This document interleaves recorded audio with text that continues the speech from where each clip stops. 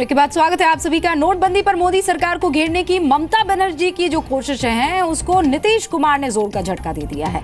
नीतीश कुमार ने नोटबंदी पर केंद्र सरकार के समर्थन का फैसला किया है और विपक्ष की एकजुटता को पहला झटका दिया है। जेडीयू ने यह साफ कर दिया है कि वो नोटबंदी के विरोध में किसी धरना किसी प्रदर्शन में भाग नहीं लेने वाली है और वो सोमवार को भारत बंद और आक्रोश मार्च से भी अलग रहने वाली है। कल दरअसल विपक्ष आक्रोश दिवस मनाने जा रहा है।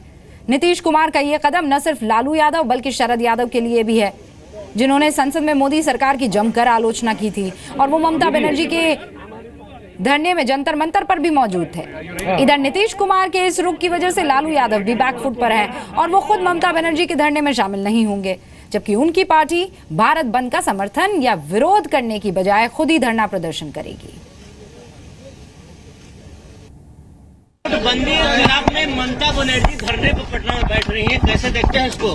28 सबको आजादी है अपना काम करने क्या की। आप लोग साथ दीजिएगा? आप साथ देंगे उनका? अपील भी किया है कि सब लोग साथ दें। आपको मुझे कोई जानकारी नहीं। तो नीतीश कुमार ये कह रहे हैं इस मसले पर मुझे कोई जानकारी नहीं है। वैसे जेडीयू का कहना है कि उन्होंने अपना रुख अपनी सहयोगी पार्टी आरजेडी और कांग्रेस को बता दिया है। नहीं, कोई विवाद गहरा नहीं रहा है। हमारी पोजीशन तो शुरू से ही स्पष्ट रही है। नीतीश जी ने कहा है कि वो नोटबंदी के समर्थक हैं, क्योंकि काले धन की लड़ाई में वो हर कदम जो कि सक्रिय है उसका समर्थन करेंगे और ये हमने शुरू से ही कहा है।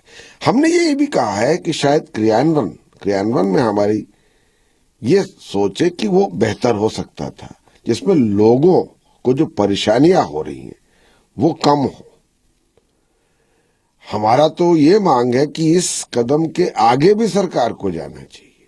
जो बेनामी संपत्ति है, जो सोने में, जवाहरात में, हीरो में जो काला धन लगाया गया है और जो काला धन बाहर है, उस पर भी प्रहार होना चाहिए। हमने तो कहा है इन सब चीजों के साथ और हम लोग की जो नीति नशाबंदी को लेते हुए सरकार को आगे चलना चाहिए। अब हम बंद का ऐसे परिस्थितियों में तो हमने कोई समर्थन किया नहीं है। हर पॉलिटिकल पार्टी जो विपक्ष में है वो स्वतंत्र है अपना स्टैंड लेने में, और जहां तक बिहार की बात है, महागठबंधन एक अलायंस है बिहार के लिए। नीतीश जी ने लालू प्रसाद जी से और जो अध्यक्ष है कांग्रेस के बिहार में अशोक चौधरी से भी बात की है और अपना पोजीशन स्टैंड समझा दिया है।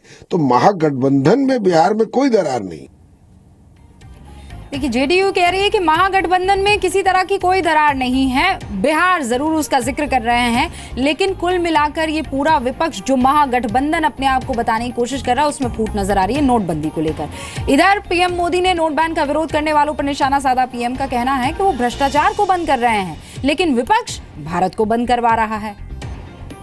एक तरफ सरकार, एक तरफ हम सब भ्रष्टाचार के सारे रास्ते बंद करने में लगे हैं, काले धन के सारे रास्ते बंद करने में लगे हैं और दूसरी तरफ भारत बंद करने में लगे हैं। आप मुझे बताइए, भ्रष्टाचार का रास्ता बंद होना चाहिए कि भारत बंद होना चाहिए? पूरी ताकत से बताइए, भ्रष्टाचार का रास्ता बंद होना चाहिए कि भारत बंद होना चाहिए? भ्रष्टाचार का रास्ता बंद होना चाहिए कि भारत बंद होना चाहिए? काला धन का रास्ता बंद होना चाहिए कि भारत बंद होना चाहिए? काले धन का रास्ता बंद होना चाहिए कि भारत बंद होना चाहिए? काले धन का रास्ता बंद होना चाहिए कि भारत बंद होना चाहिए? शाहनवाज हुसैन बीजेपी की तरफ से वो क्या राय रख रहे हैं इस पर, सुन लीजिए। देखिए, जो लोग काले धन के समाप्ति के पक्ष में हैं वो साफ दिख रहे हैं। जो लोग काले धन को समाप्त नहीं होने देना चाहते हैं वो इस देश में बंद बुलाना चाहते हैं, इस देश के अंदर भ्रम पैदा करना चाहते हैं। लेकिन देश प्रधानमंत्री जी के साथ खड़ा है और कई दल भी इस नोटबंदी का समर्थन कर रहे हैं। जनता दल यूनाइटेड के नेता नीतीश कुमार जी ने नोटबंदी को साहसिक कदम बताया है और उन्होंने समर्थन किया है। लेकिन बिहार के अंदर कांग्रेस और लालू जी जो उनके महागठबंधन में शामिल हैं वो बंद बुलाना चाहते हैं, इस पर प्रदर्शन करना चाहते हैं, ममता जी उनका सहयोग लेना चाहती हैं।